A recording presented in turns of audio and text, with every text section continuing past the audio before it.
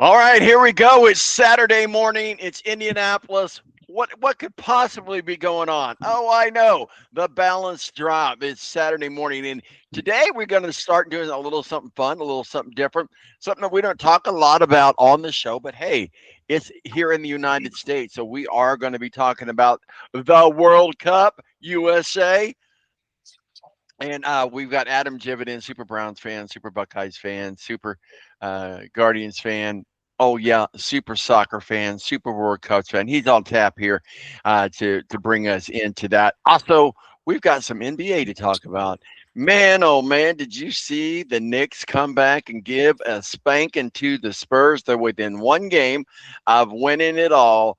Who would have ever thought the Knicks? But there again, who would have ever thought the Pacers? So here we go. We see what happens. We will see what happens. A great game happened. Was it Thursday night? I believe it was Thursday night.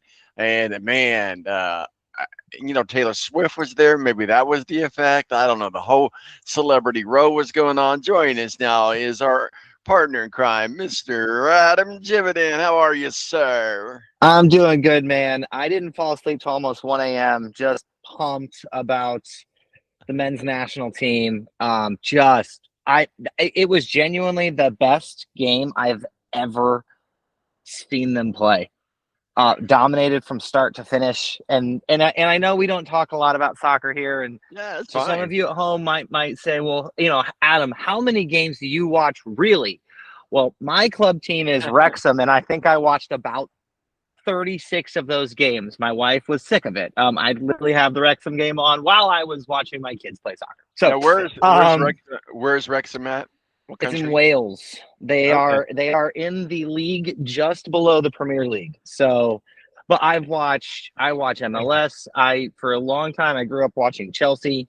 I kind of got away from enjoying Chelsea when their ownership really changed the way that they lead the team. But I've Well, watched every men's national game in some capacity since I was about 7 or 8. So I'm all in. I played soccer through high school, college. My dad played soccer in college. We are ready to go, Tom. You I might not love know it. the game. You might not know the beautiful I'm gonna game, learn it though. I'm but gonna you're learn. gonna learn. I'm gonna. I'm gonna learn. Yeah, I was asking my daughter. I said, we should get Hunter in soccer, and she goes, "Well, he tried it. He didn't like running up and down the field, and he got kicked in the knee one time, and that was that." but he does a lot of other cool stuff. He's very active. Got to ask you, and then we're going to move into some NBA, and then we're going to come back here and circle back, so we got plenty of time to talk about the World Cup. Are you a Ted Lasso fan? Oh heck yeah! I'm I actually love going I through love Ted Lasso. I I'm cannot wait going through to my join it. third viewing with my wife. So When I've does the watched it new once. when's the new New season season? drops this fall. Okay, plenty of time. I love it. Now we don't know this, but my anticipation is it's going to be around women's soccer, just It because is going to be around women's soccer. that's Yeah. kind of what I thought. Yeah. Because remember So the with like the some of the very men's last fixtures. scene, not Yeah. spoilers. I had seen it, but the very last scene they dropped down a book, a playbook, and it was women's soccer. So Yep. Yep. well, let's get into this. Something that I do know something about, and that's the NBA. And we talk about the NBA. We talk. We're okay. We'll fall on the sword here. We do a lot of racing and a lot of stick and ball sports. But man, we are excited to get into the conversation with the World Cup. But what happened? I think it was Thursday night. If I got the day wrong, a historic NBA Finals game, Game 4, the biggest comeback in NBA Final. And make sure I got that right because I know in off text I was saying playoffs. But man, the New York Knicks pulled off the greatest comeback in the NBA Finals history on Yep. Wednesday. It was Wednesday. I see it here right in front of my face. Coming back from a massive 29-point deficit to beat San Antonio Spurs 107-106 at Madison Square Garden. The Knicks hold a commanding 3-1 series. They're one win away. They've got to get it out in San Antonio. But 106, 107, all of the celebrities were there. You heard me say in the opening dialogue. Taylor Swift was there. I think she's a plant. I think she's a media plant. No. And then the media, the celebrity wrote, I mean, that's cool. That's cool. I'm a big Law and Order fan, so it was good to see the people from Law and Order. It's just always fun to see that. But man, did you hear on the open mic where the New York Knicks radio person was like, "Oh, here we go with Taylor." It was an open mic. It wasn't meant to go out, but as they say in our industry, every mic is an open mic. And she's like, "Oh, here we go with Taylor Swift." Now we know what we're going to be talking about. She's not wrong. She's not wrong. All right. What do you think, man? Man, the Spurs just took a complete avalanche early on. Absolutely everything went right for San Antonio, and then bam, they turned it around. The Knicks turned it around, and now the Knicks are one game away from winning the NBA championship for the first time in 37 years? Go ahead, Adam. What are your thoughts? Uh, this has been. I mean, the Knicks have played. I mean, some great defense throughout these playoffs. I think this was a classic telling of a young team that thought they had the game locked up under control, and they took their foot off the gas, and the Knicks stayed on it.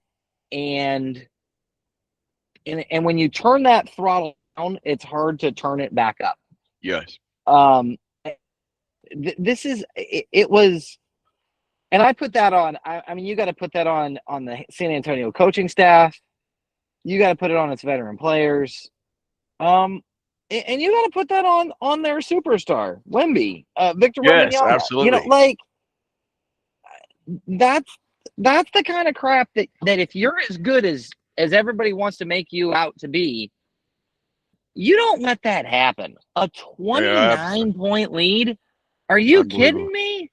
That's And so, unbelievable. like, it was. They had a 27-point lead at halftime, bro. Yeah, I mean that is just. I mean, if I'm going to be honest, that's embarrassing. And, it's extremely embarrassing. And so, you know, it's over. It's done. You don't lose a game like that and recover. Well, and you know, I guess that's a big question that I would have. You know, a lot of things, especially when it comes to playoffs in the NBA and baseball, we talk about home field advantage. They moved back to San Antonio, but man, were they gassed enough to where they can't come back at home? Is there any type of momentum shifter if they do happen to beat New York in San Antonio? I think it's Tuesday night. Yeah, then the Knicks will wrap it up in New York. To go with a typical LeBron James move, let's finish it at home. So maybe they give one to San Antonio and then come back and take the win. You're absolutely right about it. But what you're saying is it's cooked. They're done. This game is this series done. But okay. There's a reason why there's only one team in NBA history to come back from a 3-1 finals deficit. It just doesn't happen. Unless I remind you, that was the 2016 Cleveland Cavaliers. Thank you very much. But yeah, it doesn't happen because it's so hard. Yes. You're not only talking about, I mean, there's a reason why the team that has a 3-1 lead has a 3-1 lead. And the Knicks have done it. They've done it coming from behind. They did it beating the crap out of them. They won a close game. Like they've beat them every which way. It'd be one thing if there was like that San Antonio could be like, well, this guy was hurt and he's coming back, or wow, every game has been really, really close. Like a couple more talking points. I would ask you who you think is going to win the finals. As you already know, the Knicks. A couple talking point questions for you to make you use your brain so you can get going here for the World Cup.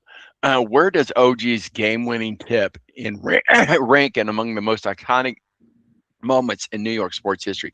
Do you think it's instantly number one? No, not even close. I'm not even putting it in the top 5. For now, it's number one, right?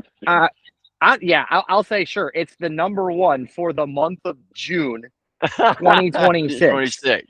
I mean, it can't be better than the helmet catch with the New York Giants. Isn't that funny how you just don't think about stuff until you start talking about stuff? You're absolutely right. I didn't even think about that. I mean, if you're going to go historic, Babe Ruth calling his shot. Yeah. That's true. I mean, think of all the Yankees titles. You've got Clyde I Frazier try coming not to back think from about all the Yankee injury. titles. So I mean, yeah, no, not even. It's not even close. I mean, the freaking Giants took down an undefeated Patriots team with the David Tyree helmet catch or the Plaxico Burress corner end zone catch. All right. We get your point. Point taken. So, did the Spurs collapse because what? Are the youth anxiety? I mean, what All of the was above. the unlock the defensive blueprint? I mean, I don't know what happened. They just collapsed. Again, they started playing lazy. When you start slowing up, when you're not pushing, because they're like, oh, we're fine. Then you start trying to look up and ride out the clock. It's never going to work for you. You're going to lose. It's the same as the freaking prevent defense in the 1980s. You go into the prevent defense, and sure enough, you give up 2 touchdown drives in about 5 minutes. That's funny. Like you were alive in the 80s. That's too funny. All right, now we got to play Name That Kid. We're playing Name That Kid. Are you asking me? That was Nick. Name That Kid, and it was Nick. And I got a whole gaggle of kids. I love it. I love it. Jordan's post about your kids. Those are awesome. All right. Well, let's move on to the NBA. We just got done with the NBA. Let's move on to the World Cup. World Cup is here in the United States. It's been fun kind of watching it. I've had it on my phone during work, and so it's just kind of fun watching it through. And one of the things, I guess, maybe where a lot of people in my age, I'll say, as far as your age, everybody loves soccer. I think it feels like it's a low scoring game and it's a slow moving game, but certainly not the case. And I think today you got Switzerland and Brazil playing Brazil, Morocco. It looks like Haiti and Scotland, Australia, and then of course there was the game lesson. So first of all, give us a parameter, give us a box. I know that the World Cup is the championship, if you will, the playoffs, if you will. Correct me if I'm wrong. Does it come around every 4 years or every 2 years? And it is where everybody in the world, and it is probably in all the sports, a true world champion that'll emerge from here. So talk with us, set the stage for us about the tournament format and what is it? What are these little cards they hold up? Go ahead. So there's individual tournaments throughout the world. So you have to qualify to get into the World Cup. There's 48 teams initially, right? Broken up. Are we in the qualifiers now, or we are past the qualifiers. Qualifiers happened years ago, not years. Well, a year ago was probably the last round. Okay. You can qualify by winning your regional. So if you've ever heard of like CONCACAF, that's where the US plays like Mexico and like Ecuador, Jamaica, places like that. So there are regional qualifying tournaments that you can win, or you can just place high enough to be a part of the World Cup. So there are 48 teams initially. We are in what is called the group stage. They take those 48 teams, they put them into 12 groups of 4 team groups. Yes. The way that it works is you get 3. This is based off of points for who moves on. You get 3 points for a win. You get 1 point for a draw. You get no points for a loss. Whoever has the most points wins the group. If it's impossible to be tied because it's a true round robin. If there's a tie, then it goes to goal differential, which was where what the US did last night was actually this when Gio Reyna netted that additional late goal, because it gave the goal differential back up to a +3 for the US, which is massive, because the other team that they will be probably looking at going to go is going to be Turkey or Turkey. If you're going off of, I didn't know that. They're like, that's how they pronounce it. I'm like, I don't know that. But those 2 teams will play head to head, and this is where this kind of comes in. Is let's just say U.S. beat the snot out of Paraguay. U.S. beats the snot out of Australia. Let's just say they come up with like a 3-1, 2-0 win next Friday against the Socceroos of Australia. Then when they play Turkey the following week, all they would need to do to likely win the group is get a tie. Now that is crucial. The if US wants to make a deep run, the easiest path to that is to win the group, because if they win the group, they don't play France head to head at the start of the knockout stage. So they will take two teams from each group. We said there are 12 of them. That will leave then a round of 24. And so then you're talking, it's just a classic knockout tournament. So one thing that I have learned, I'm trying to do my research for this because I knew we were going to be doing this at some point. Excuse my throat today. It is got a literal frog in it. But correct me if I'm wrong, but isn't this the largest World Cup in history? We have 48 teams split into 12 groups, like you said playing 104 matches all across the U.S. and Mexico. It opened up, I believe, on Thursday night in Mexico. And Canada. In Canada, I'm sorry, forgot the Canadians. Forgot the Canadians. But there's heavy hitters like Brazil versus Morocco today. Now, Brazil, I have a gal who's from Brazil on my team, and of course she's rooting for Brazil. She's got Brazil flag in the back of her background at work, and she's pretty confident in Brazil. Brazil's one of the strongest teams coming into the tournament. Talk with us about, if you will, some of the favorites, and we certainly do not want to exclude the U.S. I mean, I know they had a good win against Paraguay, but it only gets harder from here. Sure. But, talk with us about the favorites, who to watch, and if I'm the novice fan, I am watching for what? Yeah, so I think there's kind of two tiers. I'll expand it. There's three tiers of teams in this tournament if you're talking who could win.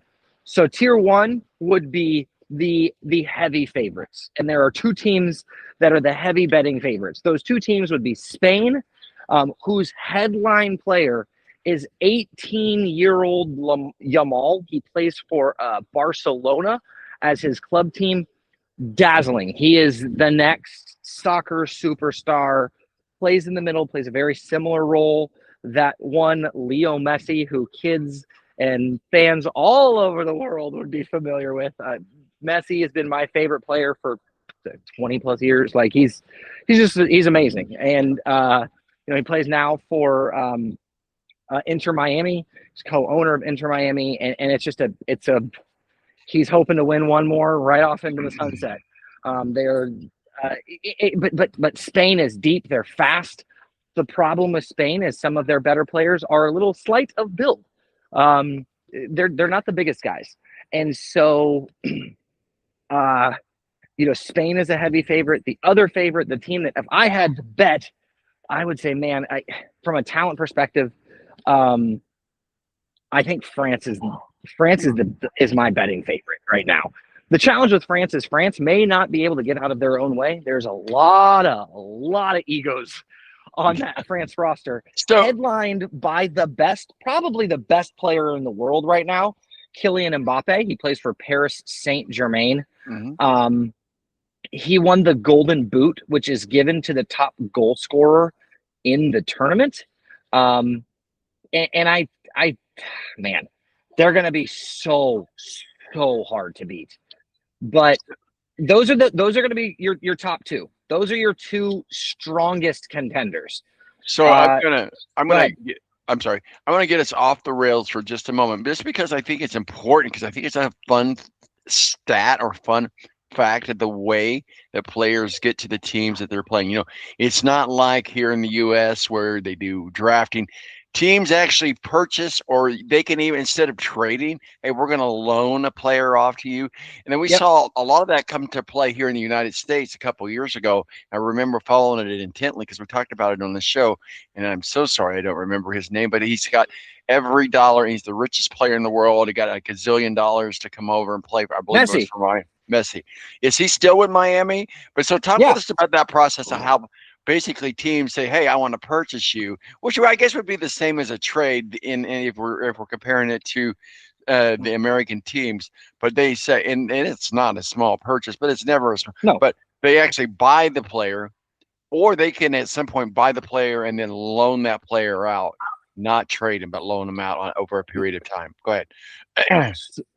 So the way that it works is you can have, guys that are out of contract. It's just free agency, just like every other sport. The difference is there's not a salary cap in the terms of like a traditional salary cap. It's more like baseball.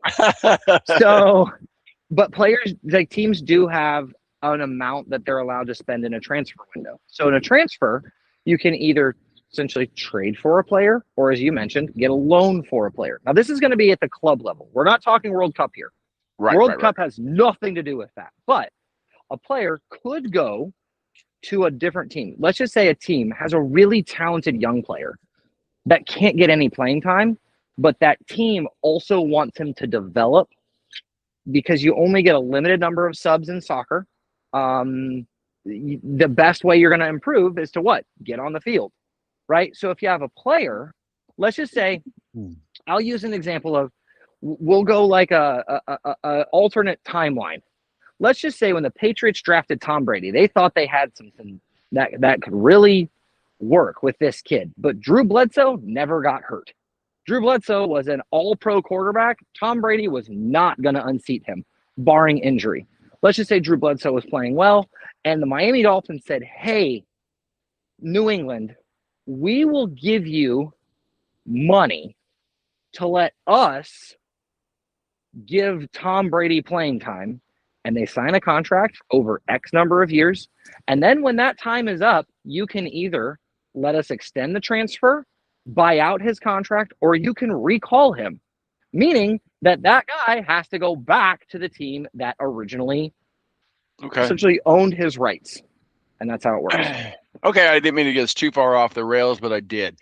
So let's go ahead and we're going to make sure that we get this wrapped up, because I do have a stumper question for you. Yes, sir. Oh, boy. That's coming up here in just a moment.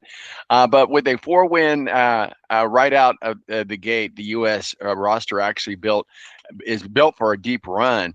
And, I'm go Team USA all day long, every day here.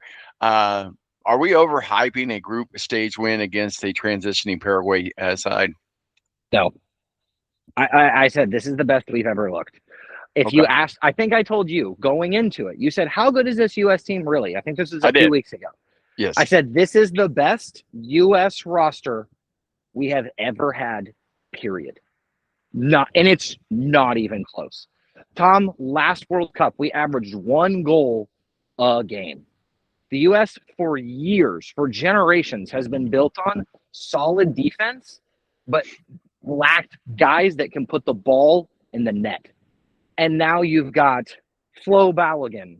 You've got Christian Pulisic, Captain America. You've got Serginho Dest. Gio Reyna put one in the 97th minute. Incredibly talented, but sometimes hasn't always had his head on his shoulders. Right. You've got Weston McKennie, who starts for Juventus over in Italy. Like, this team is loaded with better, more talented offensive firepower than we've ever had. And so could this team make a deep run? Yes. The farthest a U.S. team has ever gone is the quarterfinals. And I will say this, if they can win this group and not get France right out the gate, because France is going to be tough. Yes. They could make a run, maybe even to the semifinals. It's not unheard of. And I mean, to have the game at home, they were comparing it last night on the broadcast to the 1980 Miracle on Ice team. I think this is the thing, fans, if you haven't watched soccer before, tune in. And at the end of the day, we watched the USA game last night while we're doing other stuff, eating dinner and stuff. But yeah. It was phenomenal. But you're going to see, we are going to see, in my opinion, the greatest explosion of interest in soccer in this country like we've never seen. Well, it's going to be built on. Yeah, but I think there's a difference. There is a tipping point where sometimes the best athletes still want to go play other sports. Now, if the U.S. makes a deep run, We can see the best athletes go, dude, I want to go play soccer. Yeah, absolutely. I want to do that. Like, could you imagine going to a international sellout and playing? I mean, here's the thing: is like if the guys want to talk flipping money, Messi can print his. Like, I mean, the best Yeah. players in the soccer, like they dwarf any contract they get here in the U.S. in any sport. Yeah. And I think it's building, it's exciting, and as somebody who has watched from times when we didn't even qualify for the World Cup to seeing where we are now, it's so good. Yes, very excited to see what happens with the U.S. One more question, then I've got your stumper question, and then we've got to wrap it up and put a bow on it. The new 48-team format means 8 third-place teams advance to a brand new round of 32. Yep. Does this ruin the group of death, air quotes, drama, or does it make the group stage better because almost every game matters until that final whistle? That's it. I think it's there are teams that sometimes, because these players, sometimes it can take them a little bit to get their footing together. I think it makes it that much stronger. There's always like a tremendously good team that's in the group of death that gets knocked out. And there's years where I wonder, like, could the group of death team or the team that got left out of the group of death, like, where all it takes is a fluky bounce or something like that. Like, I remember there was, I think it was 3 World Cups ago, sort of like where Germany got knocked out in the knockout round or in the group stage off of, I mean, like the flukiest of play. Like it hit off of a guy into someone's ear, ricocheted then off of like the top of somebody else's head into the goal, where it's just like the kind of things that you can't make up. But they are teams that are primed for a deep run. Yes, it absolutely, I think, makes the sport better. It adds, frankly, it gets more games. The more games we get, the more interest we have. So I think it's a great idea. It's a great plan. All right, Adam Jividen, super Browns fan, super Buckeyes fan, super Guardians fan, super Cavs fan, the Great Prognosticator, and oh, by the way, super World Cup fan. We got a bonus. We got a stumper question for you. Which country has appeared in the most World Cup finals without winning one? Oh gosh. I have to cycle through who has won and who has lost. I'll give you a hint. They have their own special type of Crocs. I was going to say the Netherlands, but I don't think you are the Netherlands. That is the Netherlands. Yeah, because you know they have the clogs. Yeah. Crocs. No, I was gonna guess the Netherlands prior to. Always go with your gut, my friend. Always go with the gut. All right, let's see if you got this in you. Only 8 countries have ever won the FIFA World Cup. Can you name all 8 countries? Brazil, France, Spain, Argentina, England. That's 5. Argentina, Italy, 6.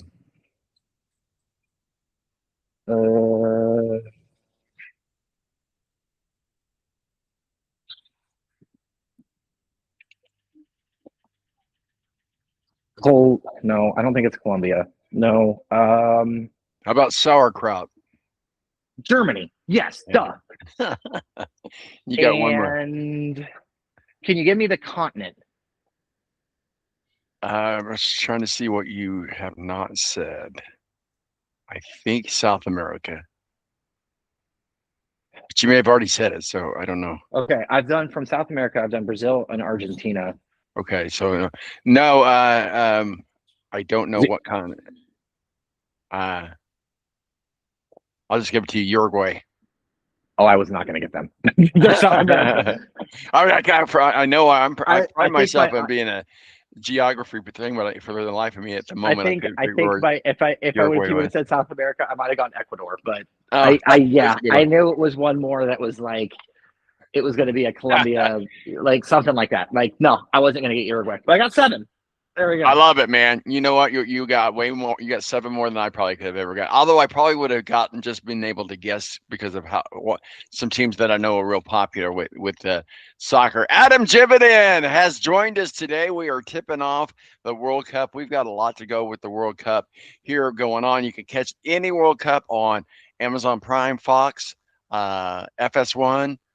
I know those are the 3 major ones that you can Yep. that you can. And we'll break it down. We'll break down the coverage every week. Really, all we cared about last night was the USA Paraguay. dominant U.S. win. But we'll come back next week with some more coverage. Some important programming announcements here coming up today. We've got NASCAR coming up in our very next drop. It'll be later on this afternoon, but we're catching up with Steve Wilson, editor-in-chief of Speedway Digest. When we're talking NASCAR, and then we're going to be catching up with Tony Donahue of the Tony D podcast, and we're going to be talking IndyCar. Also, as you guys may know, I have introduced the new cooking teasing thing on YouTube. So all you YouTubers, first of all, the podcast is right there, just a podcast channel. We're very organized in there, right? Every podcast we've ever done, some of them good, some of them bad, but I mean, ever since history, are all archived there on YouTube. So there you go. You can binge on the Balance podcast. We also are doing the cooking stuff. Now I have a few videos up there. They're getting better. I'll put it that way. On the menu this weekend, we are going to be doing ribs this afternoon. My world famous baby back ribs. Tomorrow, Adam, I'm going to be doing a beer can chicken. Do you like beer can chicken? There you go. I don't know that I've ever had one like cooked. I've only had it at like a restaurant, so it's hard to judge. Well, I would hope wherever you had it, it was cooked, because raw chicken is not something I'm saying like friend. cooked it. I've never had one like cooked at home, and I don't know that I've even ever There's had 3 it in a things restaurant. you never want to eat, or 3 things, in my opinion. You don't want to eat sweet potatoes. I hate sweet potatoes. But you don't want to eat gas station sushi, and you don't want to eat raw chicken. Other than that, correct. Your stomach can pretty much handle everything. All right, buddy, we appreciate you jumping on with us on a Saturday morning, talking some World Cup. Go Team USA. But honestly, it's exciting to see who comes out on the top, and we're going to be watching very carefully what happens with the Knicks and the Spurs. But I think we got a foregone conclusion on that, sir. Yeah, we look forward pretty to much. we look forward to doing our weekly World Cup segments and monitoring the process of the U.S. and whoever it shall be, sir. Sounds good. All right, buddy. Awesome. Thanks, Tom. Appreciate it.